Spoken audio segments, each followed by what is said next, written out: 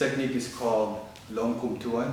This is a crescent kick that you throw your opponent. It could be a distraction or it could be a counter into a combination.